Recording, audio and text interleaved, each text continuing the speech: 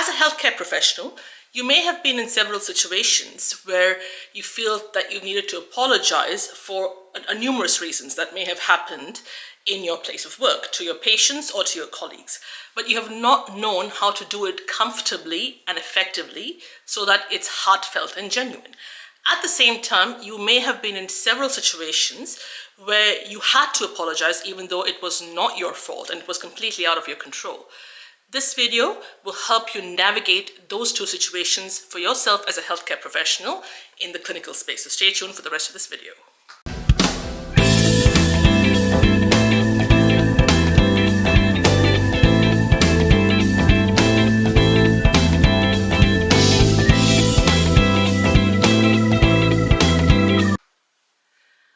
Welcome back, everybody. Good to have everyone again back on. For those of you who don't know me, my name is Shweta. I am the founder and lead coach of Healthy Dynamics. We are a coaching practice that works predominantly with English, non-English speaking background clinical professionals who work in the healthcare space, so people who work closely with patients on a daily basis and want to improve both their language and communication skills. So if you're looking to get more tips, strategies, and techniques on how to build better relationships with your patients and also effectively stand out as a person of excellence in your workplace, you've come to the right spot. So make sure that you hit the subscribe button as well as the notification bell, and also like the video if you actually do like it, so that it can reach out to more people who could get some value or benefit from this. Now, a little bit of a heads up, I realized that I did not actually update you guys on what happened to my AFL team. So if you watched one of my previous videos, I'll link them up over here. I've spoken about how we in Australia, we really religiously follow Australian football, and the team that I barrack for is Collingwood.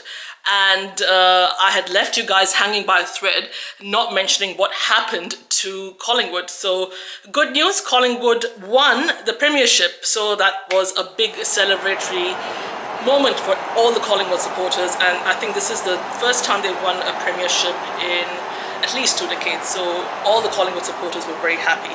Now, I would sincerely like to apologize to you all for not actually updating you guys on that. Now, this segues perfectly into the situation where it is important for you to apologize as a healthcare professional. So let's get into more details on situations where you should apologize and how you should do that. So let's get started.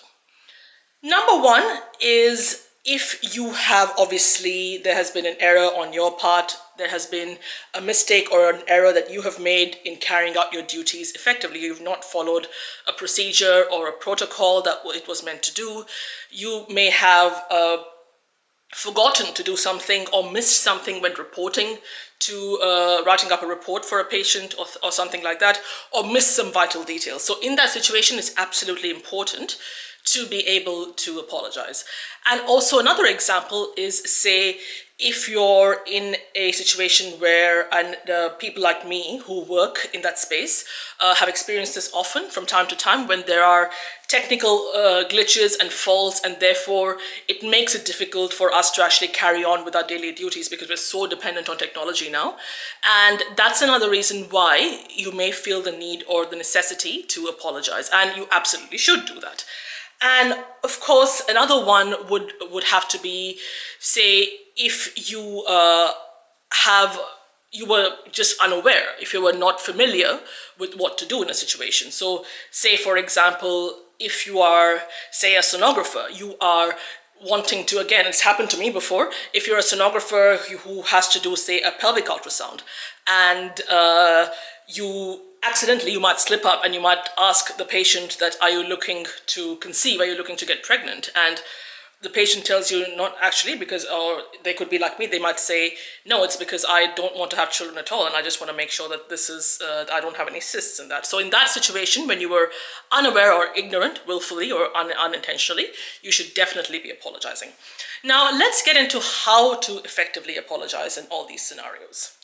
So the best way to deliver a heartfelt apology is to absolutely look your patient in the eye, make effective eye contact, and also nod your head and say things like, I am really sorry. I would like to apologize. I sincerely apologize. So something where there is eye contact, and also the tone of your voice should be a little bit low or neutral, just so that you are not, it should not be a monotone, because that again comes across that you don't really care. It's not a sincere apology. It has to be on a pretty even, or even, or to be on the safe side, a low tone pitch of delivery, because that really shows that sincerity and that you are taking into account the mistakes that have happened on your side, or the inconvenience that you have caused to a patient. So that is the main reason. And also saying in the very end, also mention the reason why you're apologetic. So it could be because of, you are apologetic because of the error that you made, something you have missed, something you forgot to mention, a scan that you forgot to do, something that you overlooked, or, as I mentioned, also because there could be reasons that are in the digital systems where you've had a system outage or a power outage. So in those situations, you are also mentioning the reason why you're apologizing. And also sometimes, patients can very openly, they might say to you that, I don't like the tone in which you're speaking to me, even though you may or may not intend to. It's absolutely okay to say, I'm sorry for making you feel that way, or I'm sorry for doing what I did to you. It was not my intention. So these are all good, heartfelt, sincere, and authentic ways to apologize, because at the end of the day, the patient needs to know that you are sincere and authentic with your apology. You're not doing it just for the heck of it. You're doing it because you are genuinely sorry, and that is what you need to do. And the main thing that you have to be focusing on is in the very end, that you have to be solutions focused or results focused. So what I mean by that is you have to be able to say to the patient that I will resolve this in a timely manner. So say, for example, if you work in a let's say, for example, you work in a veterinarian's office, and some person has brought their pet in for an examination, like an X-ray or a CT scan or something, and there's a power outage. So in that case, you have to tell the patient, either on the phone, ideally when you're calling them, and or if you're a veterinarian yourself or a vet nurse, you are ringing the patient and letting them know there's a power outage, there's a systems outage, they will not be able to perform the scan today. I would really like to apologize for the inconvenience caused, even though it's out of their hands, and I will set up an alternative time for you when the pet can come and have the scan done, for example. And this can be applied to any situation that involves a booking or a cancellation or rescheduling or anything along those lines. So at the same time, if you're, say, working on a one-to-one basis where you know for a fact that the error has been made by you, in that case, you would say, I am deeply sorry, I'm sincerely apologetic for the inconvenience caused, for the error that I made, the mistake that I made unintentionally. I will resolve this as soon as possible, and I will give you a solution in a timely manner, whatever the time frame is. At the end of the day, you have to commit to the patient and tell them, or assure them rather, that you will fix this for them in a timely manner as soon as possible. Because that's what they come to you for. They're looking for solutions. They're looking for something to fix things that are problematic. So being solution focused is very, very important. Now, I did want to briefly also touch on situations in which you should not apologize. Now, this I know can be a little bit of an antidote of everything that I've talked about on this video, but hear me out. There are certain situations where you are not responsible. You are not responsible in any way, shape, or form for inconveniencing the patient, putting them in a risky position or in a worse off position, more vulnerable position, anything like that. And there are a few situations where this is the exception. There is no need to apologize in that situation. Number one is if the patient has been rude or disrespectful to you for whatever reason, or they're being argumentative, or if they're being confrontational. In that case, you should not apologize. Unless you have provoked it in some way, you should not be apologizing. You should actually be assertive and tell the patient, draw very firm boundaries and tell them that this is not acceptable or this is not okay. So in that situation, obviously, you have to really enforce boundaries and let the patient know that unless they speak to you in a polite, respectful manner, you will not proceed with the scan. And this is something that a scan, or whatever the procedure is, I keep mentioning scan, but yeah, whatever the procedure or treatment or what they come to you for, really. And this is something I do speak in a lot of detail about in some of my videos where I've spoken about how to effectively say no. So do check out that playlist.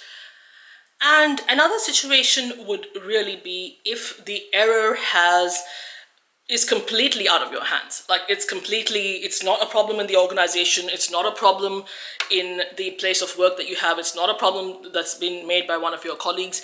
It's completely, work of nature, for example. So things like when you had in the past where you had COVID, for example, even though you don't have to apologize, you have to be very firm and tell them that this has happened. We're not able to do this particular scan. Now, this was very prevalent during COVID when people came in for elective surgeries.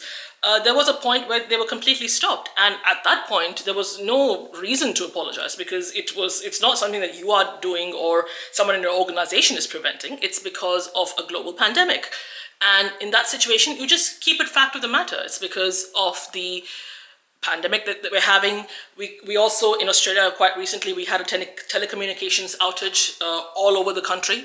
So it was pretty big. And that, again, put a lot of organizations in a little bit of a jeopardy, the ones that are especially very reliant on phone and digital technology. So again, in that situation, you just keep it as a fact of the matter. It's happened. There's a delay. There's a cancellation, or there is an inconvenience because of such and such situation. And again, you're not responsible. Now, number 3 actually interconnects really well with what I've been talking about in some of my previous videos, which again is related to delivering bad news. Now, in situations like that, yes, I have mentioned the word I'm sorry, but there is a little bit of a difference between saying I'm sorry in that situation when you're delivering bad news versus a situation when you have to apologize. So the former one is actually you showing empathy. So you're being empathetic as opposed to apologetic. So in that case, while you say things like, I'm sorry for the incident that has happened. So whether it's, you have a patient who has lost their life, or there's been a miscarriage, or you have to deliver some sort of a bad news about a terminal life-threatening condition of the patient. So in that case, you sort of show your empathy by saying, I'm really sorry to have delivered this news to you, but that's completely different to actually saying, I'm sorry, when you're actually trying to apologize for something that has happened. So just applying that incorrectly is what you shouldn't be doing. So that's in that situation. And again, you're not responsible for that. It's completely out of your hands. Now, this video, again, summed up a couple of reasons why I should not be apologizing, and as well as how to apologize effectively. So next week onwards, we will look at the concept of transparency and authenticity. So why it's important to be transparent, open, and honest with your patients, and how we can do that as well.